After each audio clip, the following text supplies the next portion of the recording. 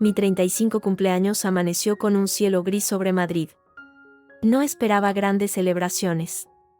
Alberto, mi marido, estaba de viaje de trabajo en Barcelona. Lo único que había planeado era una comida tranquila con mi madre, Isabel. Pero la vida, ya se sabe, tiene una forma retorcida de sorprenderte. El timbre sonó a media mañana. Era un repartidor con una caja rectangular, elegantemente envuelta. La tarjeta decía, con esa caligrafía pulcra y fría que reconocería en cualquier parte, para Berta, en su día especial. Con cariño, Carmen. Mi suegra. Un regalo. Eso ya era, en sí mismo, motivo de sospecha. Carmen y yo nunca habíamos sido lo que se dice cercanas. Más bien, una tregua incómoda mantenida por la presencia de Alberto. Dejé la caja en la mesa de la cocina. Mi madre llegó al mediodía, con sus brazos fuertes y su olor a jabón de toda la vida. ¿Y eso?, preguntó, señalando el paquete con la barbilla mientras colgaba su abrigo. De Carmen. Un pastel, supongo. Isabel arqueó una ceja. La Carmen. ¡Qué detalle! Su tono era plano. Se acercó a la caja, la desató con movimientos rápidos. Dentro había una tarta de apariencia perfecta, cubierta de un glaseado blanco liso y adornada con finas virutas de chocolate. Olía dulce, intenso. Demasiado intenso. Mi madre se inclinó. Aspiró profundamente. Y de repente, su expresión cambió.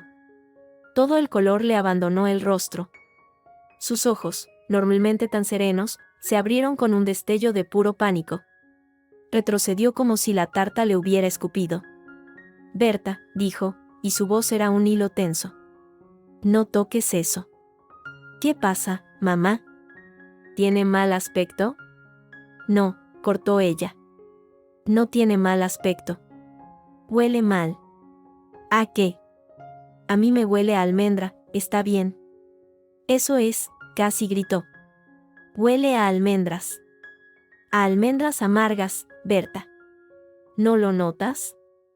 Ese olor penetrante, a producto de limpieza. Es el almizcle de la muerte, hija.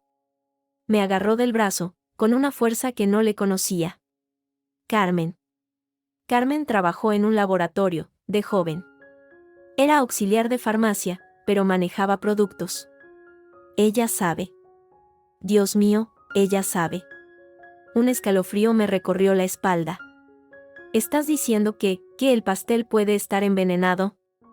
Mamá, eso es una locura. ¿Por qué iba a hacer eso?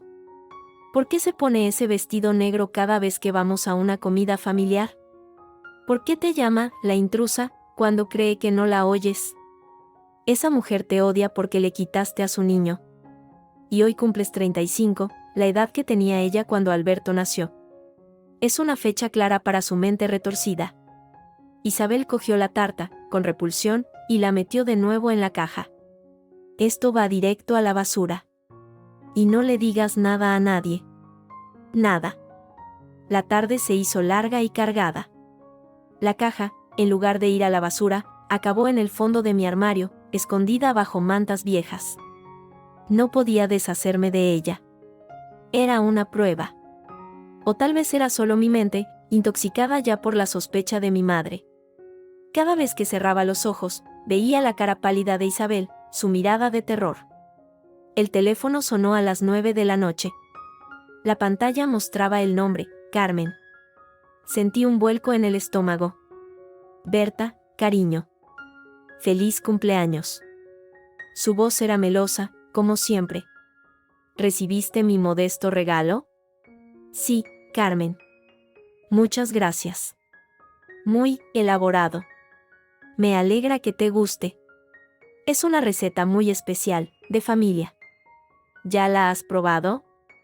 Quiero saber tu opinión, sobre todo del glaseado. Es lo más delicado. Mi mente giraba a toda velocidad. La imagen de mi madre, pálida de miedo. El olor a almendra. La voz de Carmen, expectante, al otro lado de la línea. En realidad, Carmen, oí decirme a mí misma, con una sonrisa forzada que esperaba que se trasladara a mi voz, no la he probado aún. Es tan bonita que me dio pena cortarla sola. Se la he regalado a Lucía.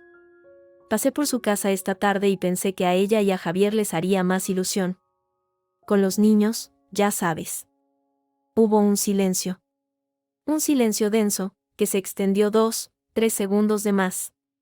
¿Se la diste a Lucía?, preguntó al fin. Su tono había perdido toda la miel. Era plano, metálico. Sí. Espero que no te moleste. Fue un impulso. Ella siempre está tan atareada con los pequeños, pensé que le haría una buena tarde. Claro. No, no me molesta. Qué gesto tan generoso el tuyo. Su voz recuperó parte de la dulzura, pero ahora sonaba falsa, como una grabación rayada. Bueno, entonces esperaré a que sea ella quien me dé su opinión. Descansa, Berta. Colgó sin decir adiós. Dejé el teléfono en la mesa, con las manos temblorosas. Había mentido. Y no sabía muy bien por qué. Tal vez para protegerme. Tal vez para poner a prueba algo. O a alguien. La noche avanzó, lenta y pesada.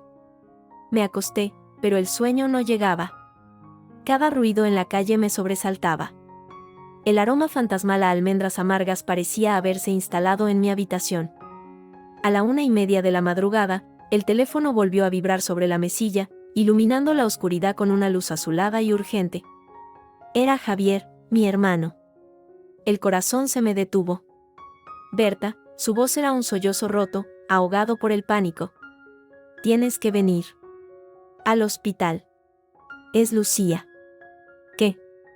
¿Qué le pasa, Javi? Está muy mal. Llegaron hace una hora. Vómitos, convulsiones. No saben qué es. La han llevado a la UCI. Dice que comió un pastel esta tarde. Un maldito pastel que alguien le dio.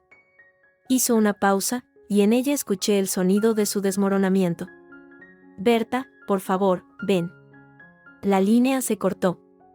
Me quedé sentada en la cama, con el teléfono helado pegado a la oreja, mientras el mundo a mi alrededor se desintegraba en un silencio aterrador. Las palabras de mi madre resonaban como un tambor en mi cabeza, el almizcle de la muerte. Y yo se lo había servido en bandeja a mi cuñada. El hospital olía a desinfectante y miedo. Corrí por los pasillos blancos, con el corazón golpeándome las costillas. Encontré a Javier encorvado en una silla de plástico, fuera de la unidad de cuidados intensivos. Parecía haber envejecido 10 años en una noche. Javi, murmuré, acercándome. Él levantó la cabeza. Sus ojos estaban inyectados en sangre, vacíos. Está ahí dentro, dijo con voz ronca. No puedo entrar. Dicen que es muy grave. Fallo multiorgánico. No entienden que la ha puesto así, tan rápido. Me senté a su lado, un peso de plomo en el estómago. El pastel, empecé a decir, pero la voz se me quebró. Sí, el maldito pastel, estalló en un susurro áspero. El que tú le diste, Berta. ¿Por qué? ¿Por qué se lo diste? No había acusación en su voz, solo confusión y un dolor desgarrador. Yo, no me apetecía.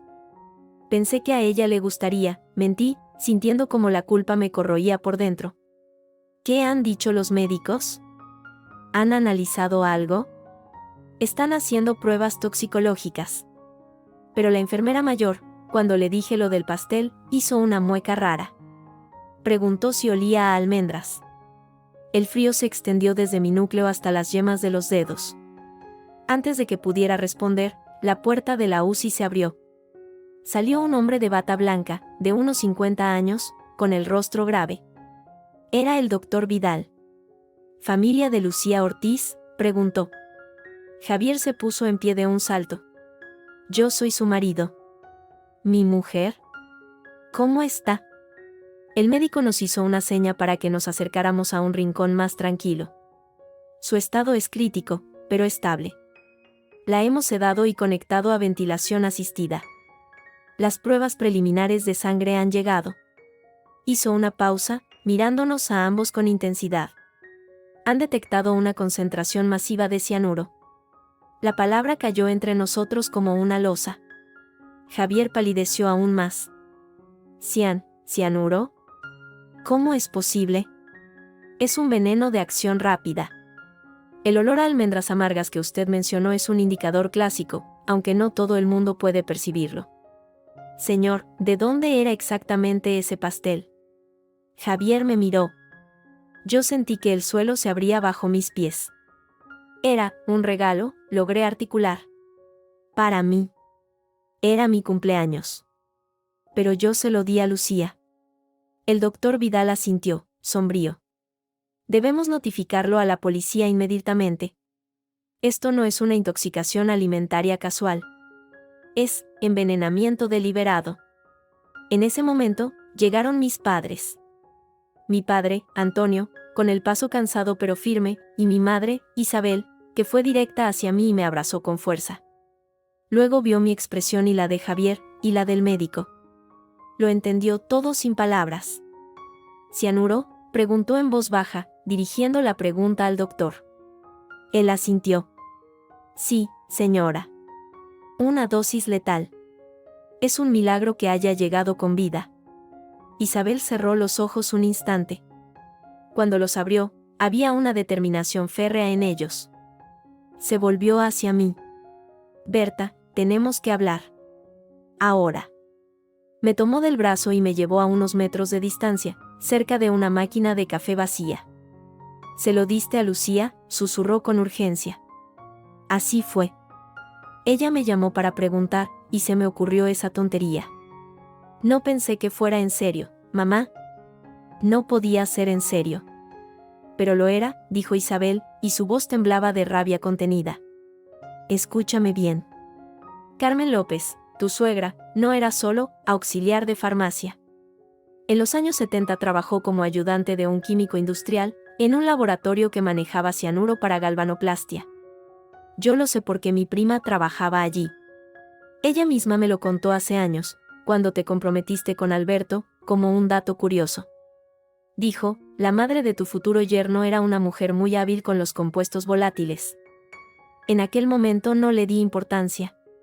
Ahora lo veo claro. Ella sabía cómo obtenerlo. Y sabe cómo usarlo. Mis piernas flaquearon. Me apoyé en la fría pared de azulejos. Dios mío. Tu marido, continuó mi madre, agarrándome de los hombros. ¿Dónde está Alberto? ¿Lo sabe? Está de camino. Le llamé desde el taxi. Debería llegar. Berta. La voz, a mi espalda, me hizo dar un vuelco. Era Alberto. Estaba pálido, con el cabello revuelto y la corbata deshecha. Había llegado sin que lo oyéramos. Sus ojos, normalmente tan cálidos, iban de mi rostro al de mi madre, y después a la puerta de la UCI, donde Javier hablaba con el médico y mi padre. Alberto, comencé, y quise abalanzarme sobre él, pero su postura rígida me detuvo. ¿Qué está pasando, Berta?, preguntó. Su tono era extrañamente controlado. Javier me ha dicho por teléfono algo imposible. Que Lucía está envenenada. Por un pastel. Un pastel que tú le diste. Era el pastel de tu madre, Alberto, interrumpió Isabel, con voz cortante. El que le envió a Berta por su cumpleaños. Berta, Dios la bendiga por su inocencia, se lo dio a su cuñada. Y ha estado a punto de matarla. Alberto parpadeó, como si las palabras no lograran penetrar. ¿El de mi madre? No. Eso es absurdo. Mamá le envió un pastel a Berta. Un detalle. Nada más. Un detalle que huele a cianuro, Alberto, dijo mi madre, avanzando un paso.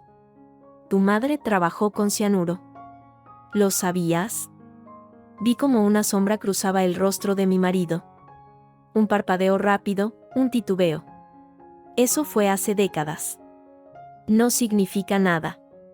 Significa todo, replicó Isabel, levantando la voz un poco. Tu mujer podría estar ahí dentro, muerta. Mi hija.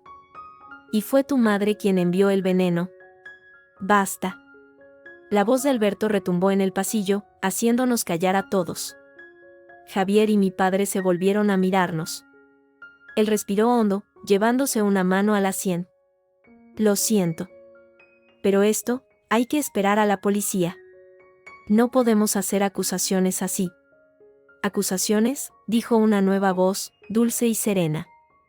Todos nos volvimos. Al final del pasillo, caminando con su habitual porte elegante, venía Carmen. Llevaba un sencillo vestido negro y un abrigo beige. En una mano sostenía un pequeño ramo de flores. En la otra, una caja de cartón de una conocida pastelería de lujo. Vine en cuanto oí la terrible noticia en el teléfono de Alberto, dijo, acercándose. Su rostro mostraba una preocupación estudiada. Pobre Lucía. Pobre Javier. Dejó las flores en una silla y se dirigió a mi hermano. Javi, lo siento mucho. Toda mi fuerza para ti. Javier asintió, mudo, demasiado devastado incluso para ser educado. Luego, Carmen se volvió hacia mí. Sus ojos, del color de un gris acero, se posaron en los míos. Berta, querida. Qué día más horrible para ti, en tu cumpleaños. Extendió la caja de la pastelería. Traje esto. Pensé que tal vez necesitaríais algo de dulce, para llevar la amargura. Isabel soltó un sonido ahogado. Alberto pareció petrificado. Yo miré la caja. Luego miré a Carmen. Vi la sutileza de su sonrisa, la ligereza de sus palabras. Para llevar la amargura. La rabia, un torrente caliente y ciego, subió por mi garganta, quemando la culpa y el miedo. Dulce, Carmen, dije, y mi voz sonó clara y fría, cortando el tenso silencio del pasillo. ¿Cómo el que me enviaste a mí? Ese pastel tan especial, de receta familiar. ¿El que olía tan intensamente a almendras? La sonrisa de Carmen no se inmutó, pero sus ojos se endurecieron, apenas un destello. No sé a qué te refieres, cariño. Era un bizcocho de nata. Con fresas. Olía a almendras amargas, insistí, dando un paso hacia ella. Alberto puso una mano en mi brazo, pero me sacudí. Mi madre lo olió. Y ahora los médicos dicen que Lucía tiene cianuro en la sangre. Qué casualidad, ¿no? Carmen dejó de sonreír. Su expresión se volvió de piedra. ¿Estás insinuando algo, Berta? Su tono era gélido. No está insinuando, lo está diciendo, estalló Isabel, plantándose a mi lado. Tú enviaste ese veneno. Sabías lo que hacías. Querías hacer daño a mi hija. Mamá, por favor, intervino Alberto, con voz angustiada, intentando ponerse entre su madre y nosotras. ¿Qué pasa aquí? Un hombre y una mujer con ropa de calle, pero con aire oficial, se acercaban. Mostraron sus placas. Policía Nacional. Somos los agentes asignados a este caso. Necesitamos hablar con la familia. ¿Y con quien envió ese pastel? Carmen, ante ellos, transformó su expresión en una máscara de dolorosa dignidad. Yo soy la suegra, agente. Y sí, envié un pastel a mi nuera por su cumpleaños. Un gesto de afecto. Lo que haya pasado después.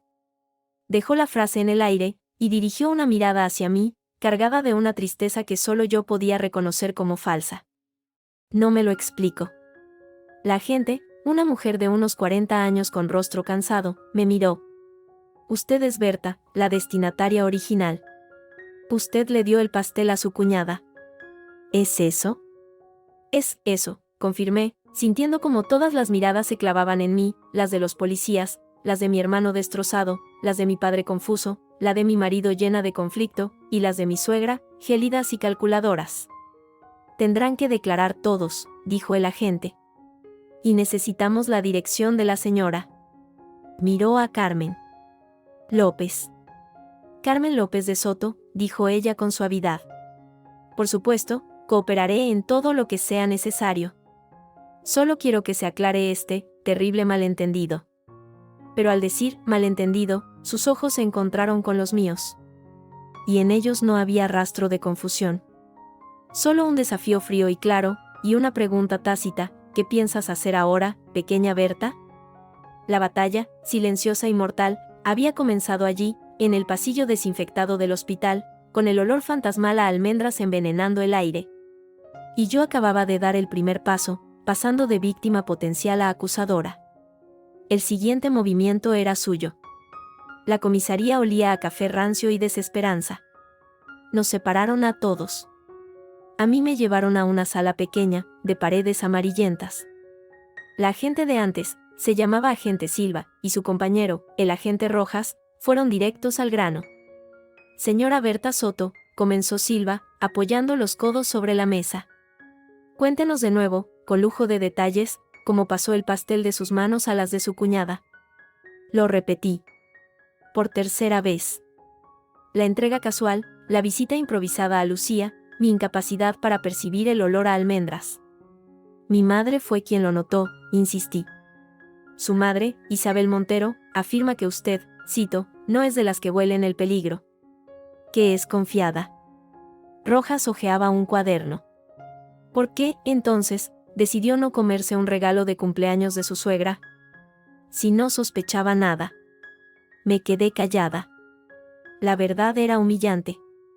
No me apetecía. No estaba de humor para celebraciones. Es una tontería, lo sé. Una tontería que le salvó la vida, musitó Silva. Mientras que a su cuñada casi se la quita. El golpe fue bajo, pero efectivo. Sentí que los ojos se me llenaban de lágrimas de rabia y culpa. Yo no sabía. Claro que no, dijo Rojas, no muy convencido. Hablemos de la caja. El forense la ha examinado. Se hizo un silencio denso. Y las únicas huellas dactilares claras, aparte de las del repartidor, son las suyas, Berta. Un montón.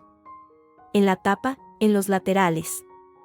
Y las de su cuñada, Lucía, en el interior, al servir la porción. El aire se me escapó de los pulmones. ¿Las de Carmen? ¿Las de mi suegra? Silva negó lentamente con la cabeza. Ninguna. Ni una. La caja estaba limpia en ese sentido. Ella dice que usó guantes de látex para elaborar y empaquetar el pastel. Por higiene. Es mentira. Eso es una preparación. Ella lo limpió todo. ¿O usted fue la única que lo manipuló?, sugirió Rojas, suavemente. Tal vez desde el principio el pastel estaba destinado a la señora Lucía. Una venganza entre cuñadas, quizás. Una deuda. Celos. Usted misma dijo que su relación con ella era complicada, punto. Me levanté de la silla, que chirrió contra el suelo. Esto es una locura. Yo no quise hacerle daño a Lucía. Ella es mi hermano. Siéntese, por favor, dijo Silva, con cansancio. Son solo hipótesis. Pero los hechos son los hechos. Sus huellas están por todas partes. Las de la señora Carmen, no, y tenemos una declaración de un vecino. Un nuevo hueco de frío se abrió en mi estómago. ¿Vecino? Sí. Del edificio de la señora Carmen. Un anciano, muy despierto. Dice que la vio ayer por la mañana entrar en una tienda de especias y productos a granel en el barrio de Salamanca. Una tienda muy conocida, especializada. Dice que la vio comprar, y cito, un buen puñado de almendras amargas.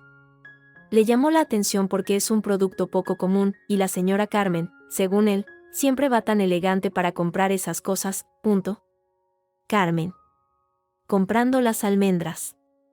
A plena luz del día. La sangre me rugía en los oídos. Ahí lo tienen. Es la prueba. Es una prueba circunstancial, corrigió Rojas.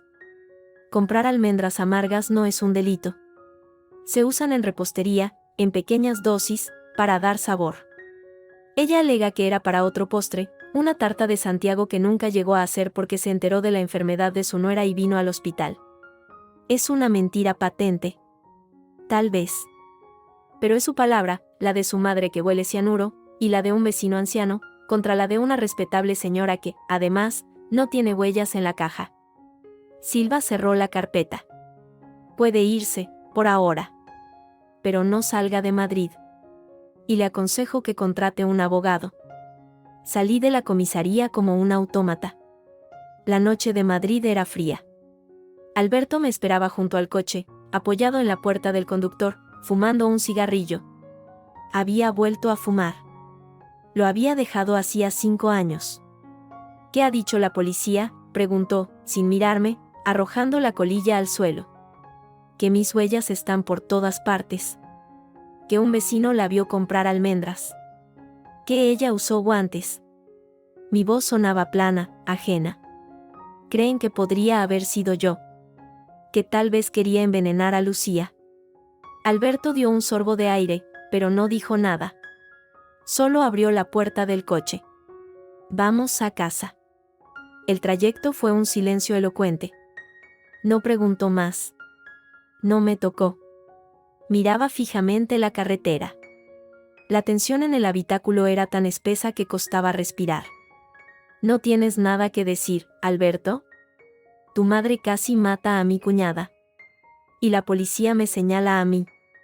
La policía señala hechos, dijo él, con voz ronca.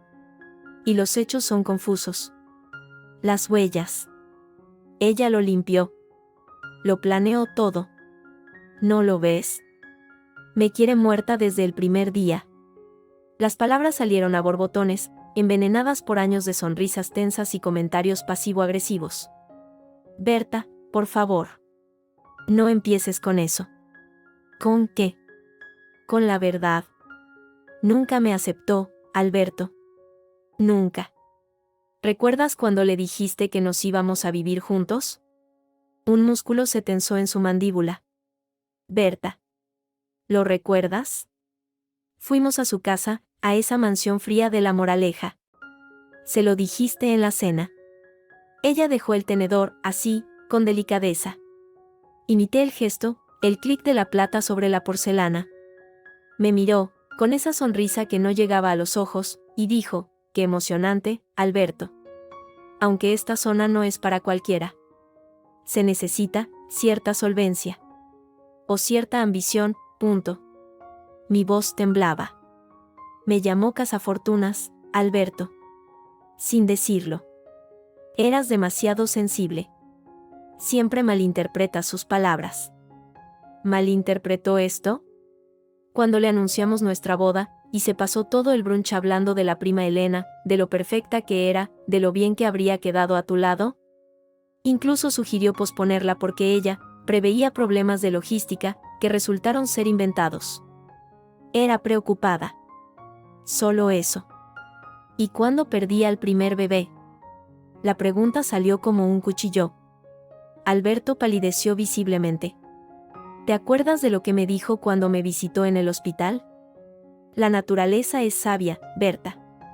A veces detiene lo que no está destinado a ser. Sobre todo cuando la base no es fuerte, punto. Un sollozo se me atragantó en la garganta. ¿Eso también es ser preocupada? ¿Decirle a una mujer que acaba de perder a su hijo que no estaba destinado a ser? Alberto frenó bruscamente en un semáforo en rojo. Eso fue hace años. Y estaba destrozada. Por el bebé, por mí. Dios, Berta, deja de hurgar en el pasado. Porque el pasado explica el presente, susurré, agotada. Ella me odia. Y ahora ha intentado matarme. Y tú no quieres verlo. Llegamos a casa. Nuestro piso en el barrio de Chamberí, que siempre fue mi refugio, ahora parecía hostil, lleno de sombras. Alberto fue directo al bar y se sirvió un whisky, solo, sin ofrecerme. La policía vendrá a interrogar a mamá de nuevo mañana, dijo, de espaldas a mí. Dice su abogado que no hay caso. Es todo circunstancial. Su abogado. Claro. Me apoyé en el marco de la puerta. ¿Y tú, Alberto? ¿Qué piensas tú? Bebió un largo trago. Sus hombros, anchos y fuertes, estaban rígidos. No sé qué pensar, dijo, al fin. Su voz sonaba rota. Sé que Lucía está en coma. Sé que casi muere. Sé que el pastel era de mi madre. Sé que tú se lo diste. Y sé. Se dio la vuelta. Sus ojos, llenos de una angustia que me heló la sangre, se encontraron con los míos. Y sé que mi madre es perfectamente capaz de muchas cosas. Pero esto es monstruoso. ¿Lo dudas?, pregunté, sin aliento. No. No lo dudo. La admisión cayó como una losa entre nosotros. Pero no puedo procesarlo. Es mi madre, Berta. Y yo soy tu mujer. Y Lucía es tu cuñada, y Javier mi mejor amigo. Y todo esto es un infierno. Golpeó la encimera con el puño, haciendo saltar la botella. No quiero hablar más de esto. No ahora. Subió las escaleras hacia el dormitorio. Le oí cerrar la puerta, no con un portazo, sino con un golpe seco y definitivo. No me siguió. Se quedó abajo, en el salón a oscuras, mirando las luces de la ciudad, sintiendo como el suelo firme de nuestro matrimonio se resquebrajaba bajo nuestros pies, dividido por la sombra alargada de una tarta de almendras. Esa noche, mientras él dormía, o fingía dormir, de espaldas a mí, me acordé de algo más. De algo que había borrado. El día de nuestra boda, después de la ceremonia, Carmen me había agarrado del brazo con fuerza, mientras sonreía para las fotos. Y me había susurrado al oído, con un aliento que olía a licor de hierbas: cuídalo mucho, Berta. Porque lo que se une con un sí, a veces se desata con un ay, punto. En aquel momento, pensé que era un brindis torpe, de una mujer que había bebido demasiado cava. Ahora, tumbada en la oscuridad, las palabras resonaban de forma distinta. No eran un deseo. Era una promesa. Una profecía envenenada. Y, de repente, una idea terrible, obvia, cruzó mi mente. Si Carmen había limpiado la caja, ¿habría dejado alguna prueba en su casa? ¿Algo que la policía, con su búsqueda educada, no hubiera encontrado? ¿Algo que solo alguien que la conociera, que supiera cómo funcionaba su mente meticulosa, pudiera buscar? El miedo dio paso a una determinación fría. No podía confiar en la policía. No podía confiar ni siquiera en mi marido. Tenía que moverme. Tenía que encontrar algo, cualquier cosa, que clavara a esa mujer en el lugar que le correspondía, entre rejas. Al día siguiente, mientras Alberto se iba temprano diciendo que tenía que ver a su madre, para aclarar las cosas, yo hice mi propia llamada. A una amiga de la universidad que ahora era periodista de investigación. Le resumí la situación, omitiendo los detalles más escabrosos. Necesito información, Clara. Sobre Carmen López de Soto. Todo lo que no esté en Google. Su pasado. Su trabajo en ese laboratorio. Su primer marido, el padre de Alberto, que murió joven. Lo que sea. Clara silbó al otro lado de la línea. Vaya berenjenal, Berta. Pero claro, para ti lo que sea. Esa mujer siempre me dio mal rollo. Dame un par de días. Colgué, sintiéndome un poco menos sola. Pero la sensación duró poco. Porque esa tarde, mientras revisaba distraídamente el correo, encontré un sobre sin remite, metido en el buzón. Dentro, solo una hoja de papel, con una frase recortada de periódico y pegada. Deja esto o acabarás peor que Lucía. No era una amenaza vaga. Era específica. Personal. Alguien sabía que yo no iba a dejarlo. Alguien me estaba vigilando. Y en ese momento, mirando esas letras recortadas, supe con una certeza absoluta y aterradora que Carmen no estaba sola en esto. Y que el juego, como el veneno en el pastel, apenas había comenzado. La amenaza anónima me heló la sangre, pero también avivó una rabia fría y determinada. No me asustaría. No podría permitírmelo. Lucía seguía luchando en la UCI, y yo le debía la verdad. Escondí la nota en un libro viejo. Decidí no contárselo a nadie. Ni a mi madre, que ya estaba al borde, ni a Alberto, que parecía habitar un planeta de negación y dolor propio. La llamada de Clara, mi amiga periodista, llegó 2 días después, cuando ya empezaba a desesperar. Berta, tengo cosas. Cosas raras, dijo sin preámbulos, su voz grave por la emoción contenida. Carmen López. Trabajó de 1972 a 1978 en Químicos del Noroeste S.A., un laboratorio que, efectivamente, manejaba cianuro para procesos industriales. No era auxiliar. Era técnico de laboratorio. Tenía acceso. Ya lo sabíamos, interrumpí, un punto de frustración en la voz. Espera. Lo interesante viene después. Se casó joven, a los 20, con el padre de Alberto, don Lorenzo Soto. Un industrial textil, bastante mayor que ella. Rico. Murió en 1985, cuando Alberto tenía 10 años. Un infarto, ¿verdad? Eso siempre dijo Carmen. Eso dice el certificado de defunción, afirmó Clara. Pero, Berta, aquí viene lo bueno. Estuve husmeando en hemerotecas digitales, en archivos de pueblo. Lorenzo Soto murió en su casa de campo, en un pueblo de Segovia. De un paro cardíaco súbito. Nada sospechoso, en principio. Pero conseguí el número de la mujer que era su asistenta doméstica en aquella época. Una tal Rosa Martínez. Sigue viviendo en ese pueblo, Puebla de la Sierra. Podría intentar llamarla. El corazón me latió con fuerza. Dame el número, Clara. Ahora. Anoté el número con mano temblorosa. Rosa Martínez. Un hilo del pasado, tan lejano. Antes de llamar, necesitaba más. Decidí que tenía que ir a esa casa de campo. Si Carmen había escondido algo, quizás no estaría en su lujoso piso de La Moraleja, vigilado ahora por la policía y su abogado. Estaría en un lugar privado, lleno de recuerdos. Un lugar donde quizás se sintiera segura. Conducir hasta Puebla de la Sierra llevó 2 horas. El pueblo era pequeño, tranquilo, con esa piedra amarillenta de la sierra. La casa, a las afueras, no era una gran mansión, sino una casona de piedra grande, con cierto aire abandonado. Los postigos estaban cerrados. Un cartel de "Se vende", medio podrido colgaba de la verja. Carmen, al parecer, no venía mucho por aquí. Saltar la verja fue fácil. La puerta trasera, una antigua puerta de madera, estaba cerrada con un candado viejo, pero la madera alrededor de la cerradura estaba podrida. Un empujón con la palanca que llevaba en el coche fue suficiente. El interior olía a polvo, a cerrado y a abandono. Muebles cubiertos con sábanas blancas, como fantasmas. Avancé con la linterna del móvil, el corazón en un puño. No sabía muy bien qué buscaba. Algún rastro, un papel, un frasco, algo que conectara el pasado con el presente. El estudio de Lorenzo era una habitación oscura, con estanterías llenas de libros antiguos.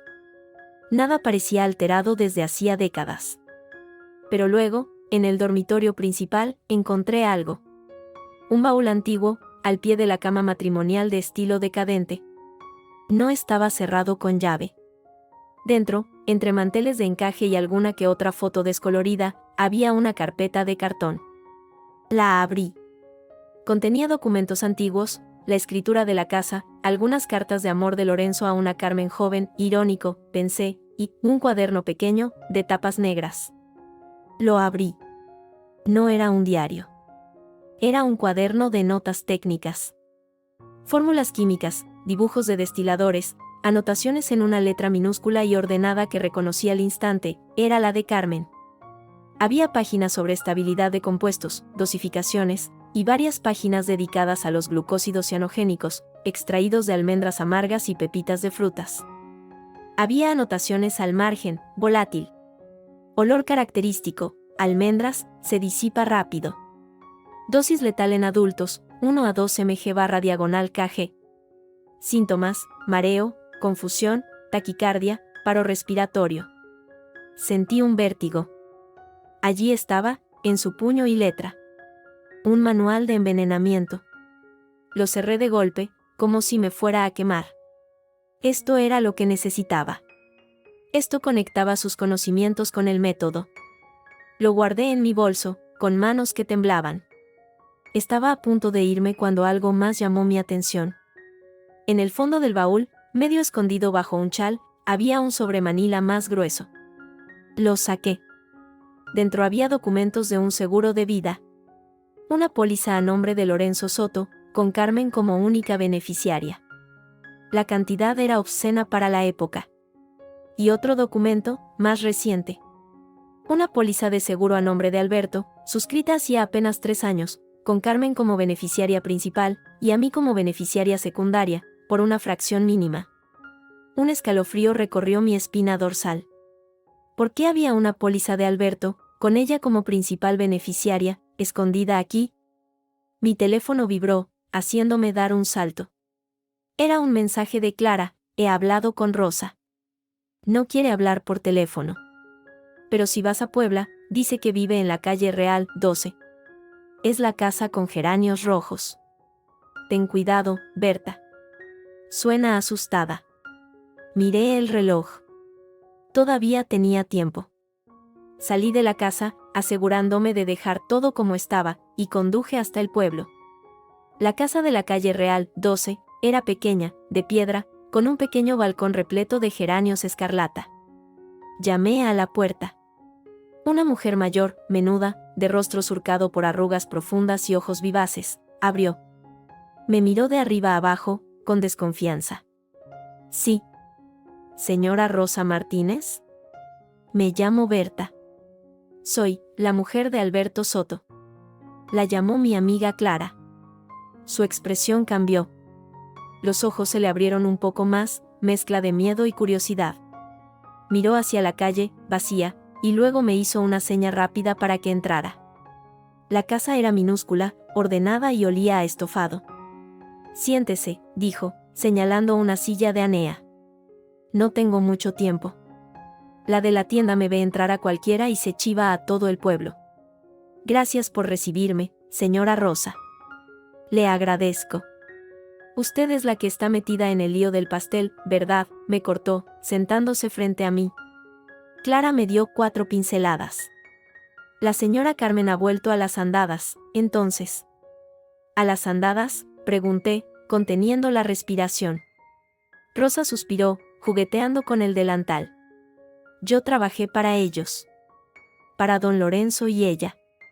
Desde el 80 hasta que él murió, y un poco después, hasta que ella vendió la casa de aquí y se fue a Madrid con el niño. Don Lorenzo era un buen hombre. Un poco seco, pero justo. Ella era distinta. ¿Cómo era?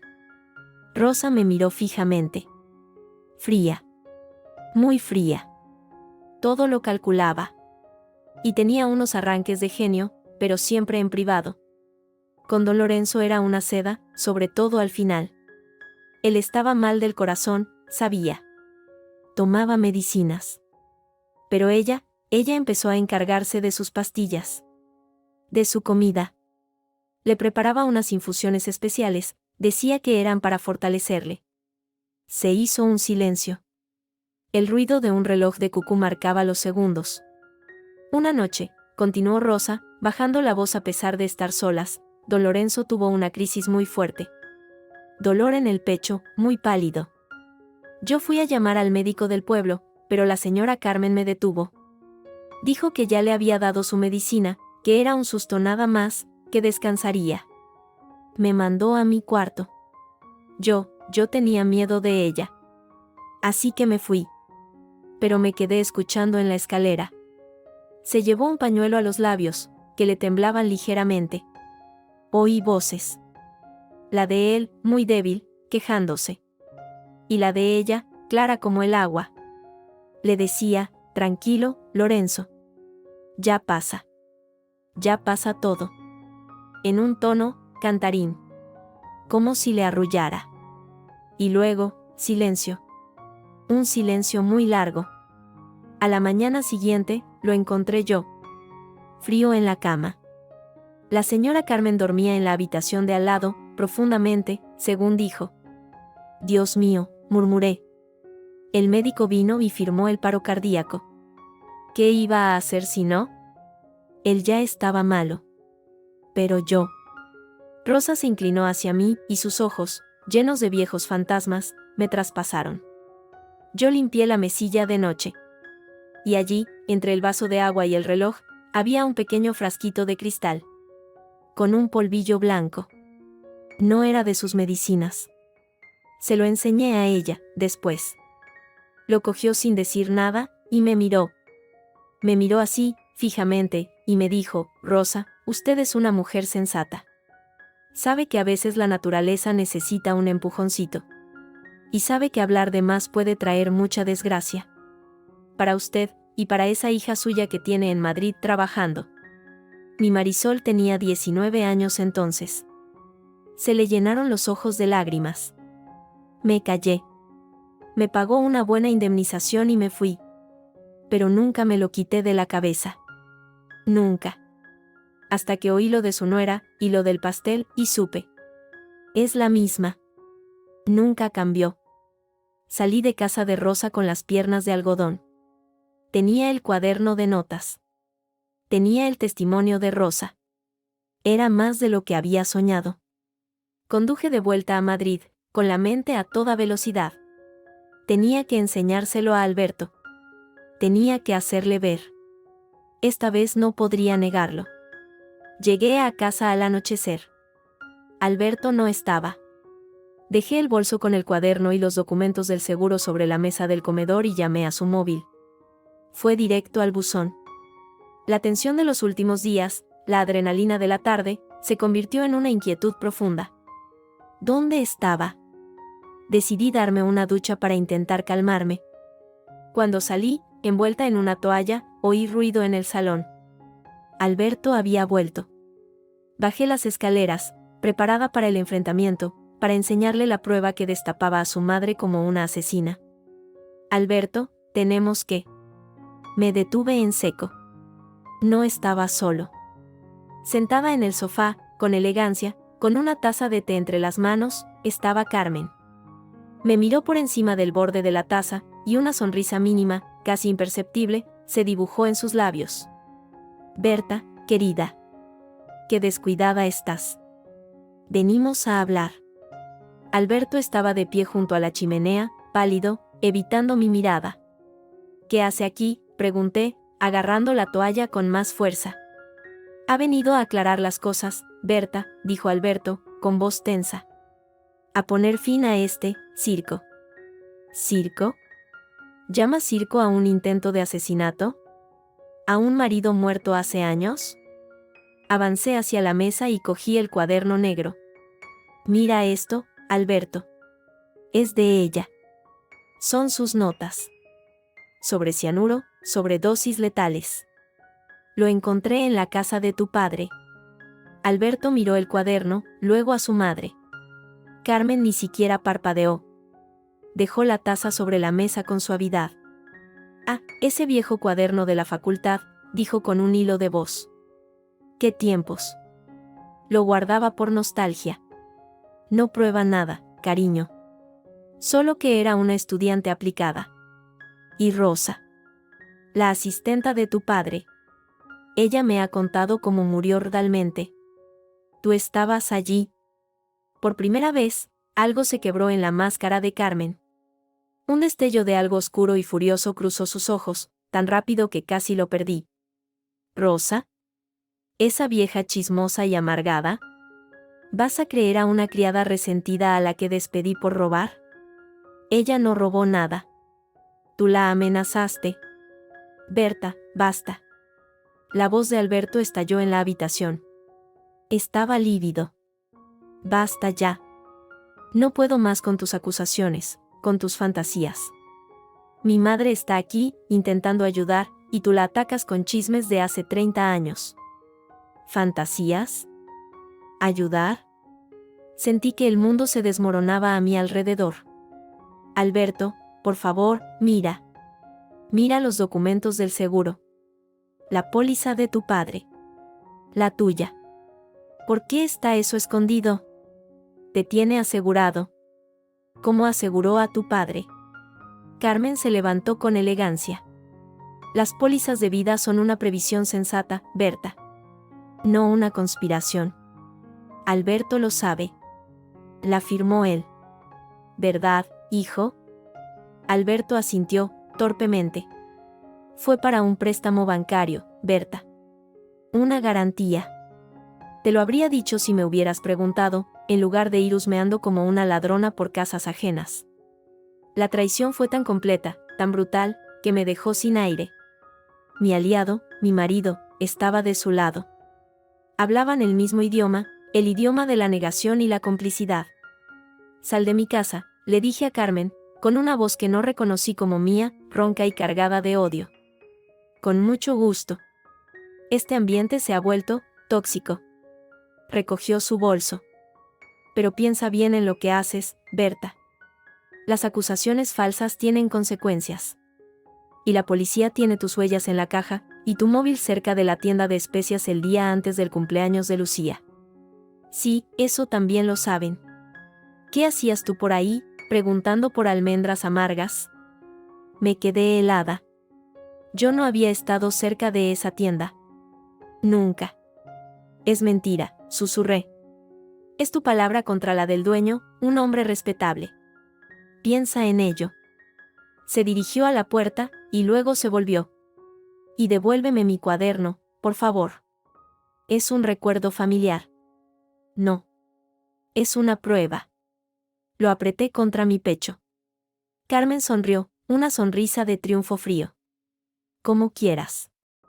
Pero no probará lo que tú crees. Solo probará tu obsesión. Y tu tendencia a robar. Miró a Alberto. Cuida de ella, hijo. Parece que no está bien. Y salió. La puerta se cerró con un golpe seco. Alberto y yo nos quedamos solos, en medio del salón, separados por un abismo de hielo. ¿Tú también lo crees?, pregunté, mirando el cuaderno en mis manos. ¿Crees que estoy obsesionada? ¿Qué invento cosas? Él no me contestó. Solo sacudió la cabeza, con una expresión de infinito cansancio y decepción. No sé qué creer ya, Berta. Solo sé que estás destruyendo todo. A mi familia. A nosotros. Subió las escaleras sin mirarme atrás. Esa noche, por primera vez, se fue a dormir al cuarto de invitados. Y yo me quedé abajo, con el cuaderno de la asesina entre las manos, y la certeza absoluta de que estaba sola. Completamente sola. Y de que Carmen no se detendría. La amenaza anónima no era su único movimiento. Estaba preparando algo más. Y yo tenía que estar lista. La semana siguiente fue un infierno de silencios elocuentes y miradas esquivas. Alberto y yo éramos dos fantasmas compartiendo piso. Él llegaba tarde, decía que tenía mucho trabajo. Yo pasaba las horas llamando al hospital, Lucía seguía estable, pero sin despertar, hablando con mi madre, cada vez más ansiosa, y con Clara, que rastreaba sin éxito al dueño de la tienda de especias, que parecía haber cerrado y desaparecido. El cuaderno de Carmen estaba escondido bajo una tabla suelta del suelo de mi armario. No se lo enseñé a nadie más. ¿Para qué? Sin contexto, era solo un viejo cuaderno de estudiante. La palabra de una anciana asustada contra la de una señora de la alta sociedad. Yo era la esposa celosa, la cuñada envidiosa, la obsesionada. Lo sentía en cada mirada de los agentes Silva y Rojas cuando volvía a declarar, insistiendo en lo de Rosa y el cuaderno. Tomaban nota, con escepticismo. Investigaremos la declaración de la señora Martínez, dijo Silva, sin convicción. Pero es el testimonio de una mujer mayor sobre un hecho de hace décadas. Y ese cuaderno, podría haberlo conseguido usted en cualquier sitio. Me sentí derrotada. Carmen era una fortaleza inexpugnable, y yo solo una mosca golpeándome contra los cristales. Hasta que llegó la llamada de Javier. Su voz, por primera vez en días, no sonaba quebrada por el dolor, sino fría, dura. Berta. Tienes que venir al hospital. Ahora. ¿Pasa algo de Lucía? Ven. Ya. El tono me heló la sangre. ¿Había empeorado? Había. No podía ni pensarlo. Conduje como un autómata, saltándome semáforos en ámbar. Al llegar a la UCI, el pasillo estaba vacío, salvo por Javier, que esperaba de pie, con los brazos cruzados, y Carmen. Ella estaba allí, sentada en una silla, con su impecable traje pantalón gris, leyendo una revista. Al verme, levantó la vista y me sonrió. Una sonrisa que no llegaba a sus ojos de hielo. Javi, ¿qué pasa?, pregunté, sin apartar la vista de ella. Mi hermano se acercó. Su rostro estaba demacrado, pero sus ojos brillaban con una ira contenida. Lucía ha hablado. El mundo se detuvo. ¿Qué? ¿Está despierta? Gracias a Dios. Sí. Por unos minutos. Lo justo. Tragó saliva. Lo justo para decir algo. La enfermera me llamó. Dijo tu nombre, Berta. El alivio se convirtió en un nuevo tipo de congelación. ¿Mi nombre? ¿Qué dijo? Le preguntaron, entre la confusión, si recordaba algo. Ella dijo: Berta. El pastel. Berta me lo dio. Luego volvió a caer en el sopor. Javier tenía lágrimas de furia en los ojos. Fue tú, Berta. Tú se lo diste. Lo sabíamos. Pero ahora ella lo ha dicho. No, Javi, espera, tú sabes que yo no. Fue Carmen. El pastel era de ella. Señalé a mi suegra, que cerraba su revista con parsimonia. Mi pobre Lucía, dijo Carmen, poniéndose de pie. Su voz era un susurro de compasión teatral. Debe estar muy confundida. El trauma. La medicación. Por supuesto que asociaría el pastel con la persona que se lo entregó. Es lógico. Se acercó a Javier y puso una mano en su brazo. No la culpes, Javier. Tu hermana debe de haber tenido sus motivos. Tal vez un arrebato de celos, quién sabe. Pero no era su intención matarla, estoy segura. Fue un terrible accidente.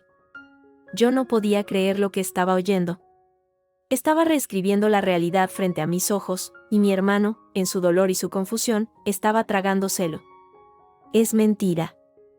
Javier, por favor, ella está mintiendo. Lucía no sabe lo que dice. Sabe que casi se muere por un pastel que tú le llevaste, gritó él, perdiendo los estribos. Y ahora quieres echarle la culpa a una anciana. Estás enferma, Berta. En ese momento, las puertas de la UCI se abrieron y salió el doctor Vidal. Nos miró a todos, con gravedad. Señor Ortiz, su mujer ha recuperado la conciencia de forma más estable. Puede verla, pero solo un momento. Y está muy débil. Javier se volvió hacia mí, con un último vistazo lleno de odio. No quiero verte cerca de ella. ¿Entendido? Y entró en la UCI. Me quedé allí, temblando, frente a Carmen y al médico. El doctor Vidal me miró con una extraña mezcla de curiosidad y lástima. Señora Soto, tal vez debería irse a casa. No es buen momento. Doctor, ella no intentó, comencé, pero me interrumpió. Las declaraciones de la paciente, aunque sean bajo los efectos de la medicación, son parte de la historia clínica. Y la policía las tiene en cuenta. Su tono era profesional, distante.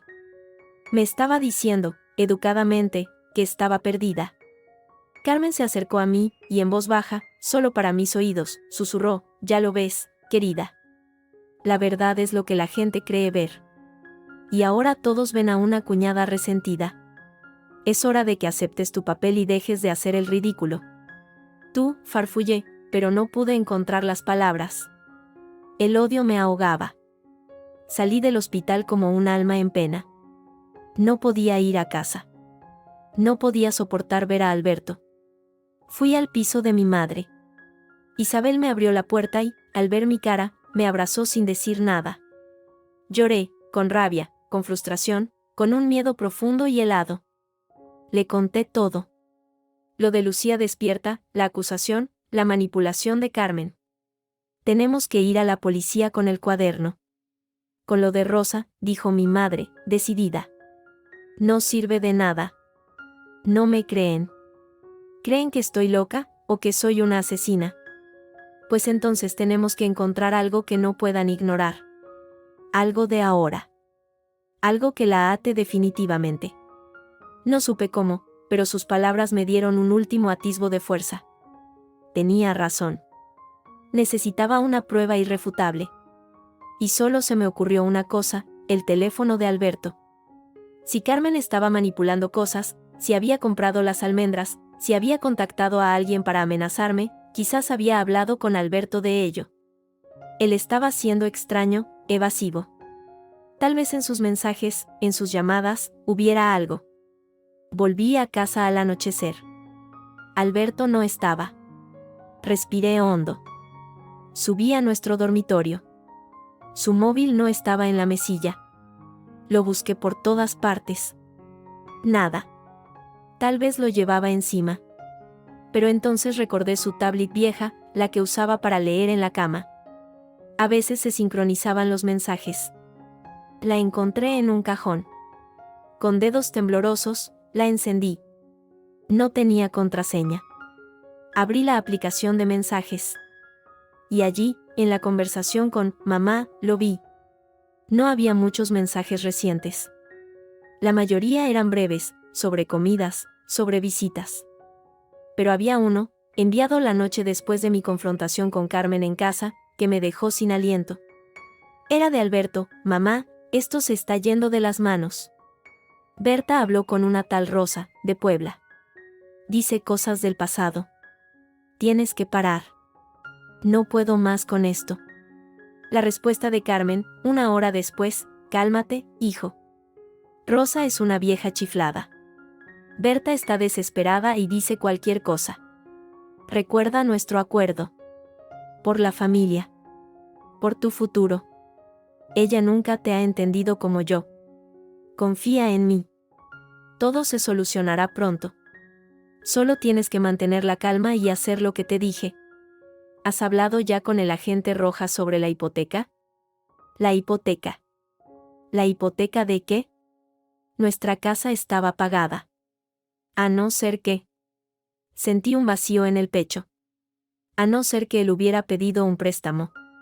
Un préstamo para el que necesitaba un aval, una póliza de vida, como la que yo había encontrado. Y luego, más abajo, un último mensaje de Carmen, de esta misma mañana: hoy va a ser un gran día. Verás. Todo se aclarará. Estate preparado. Y no olvides, el té de manzanilla con miel, como siempre. Te calmará los nervios. El té. Alberto siempre bebía té de manzanilla cuando estaba estresado. Desde que era niño, según decía. Su remedio infalible, lo llamaba Carmen. Una idea terrible, monstruosa, comenzó a tomar forma en mi mente. Un acuerdo. Haz lo que te dije. Todo se aclarará. Y el té.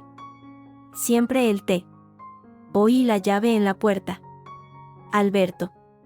Apagué la tablet y la dejé donde estaba, con el corazón desbocado.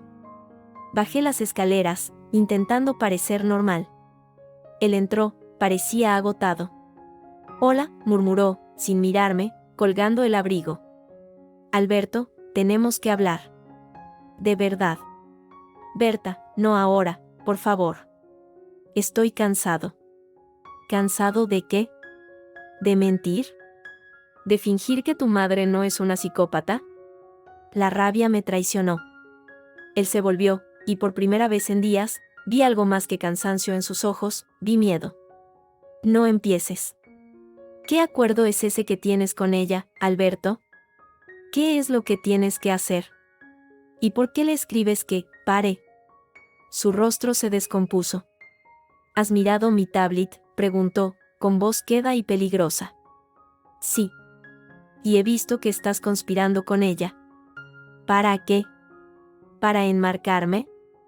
¿Para quedarte con el dinero del seguro cuando ella me mate? No digas tonterías, gritó, pero su voz se quebró. No entiendes nada. Es complicado. Explícamelo entonces. Dime por qué defiendes a una mujer que intentó asesinarme y casi mata a Lucía. Porque me tiene cogido, Berta. La confesión salió como un latigazo. Se llevó las manos a la cabeza. Tiene cosas. Cosas sobre mí, sobre el negocio. Cosas que pueden destruirme. Y te está usando a ti, ¿no lo ves? Tu obsesión, tus acusaciones.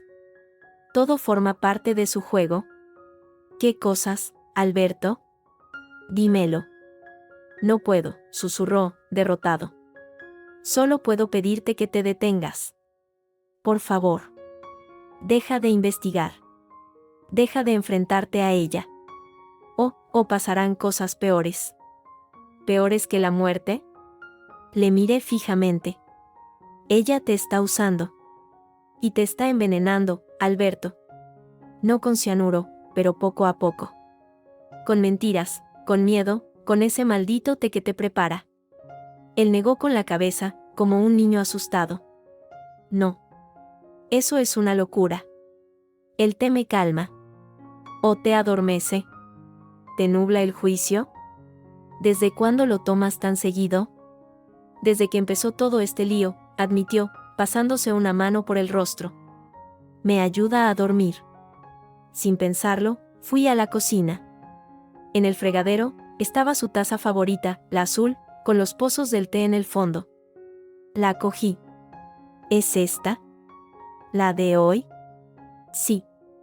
¿Qué haces? La olí. Olía a manzanilla, dulce, con miel. Pero había algo más. Un leve matiz amargo, casi imperceptible bajo el dulzor. No era el olor penetrante a almendras, pero, ¿y si no era cianuro? ¿Y si era algo más lento, más sutil?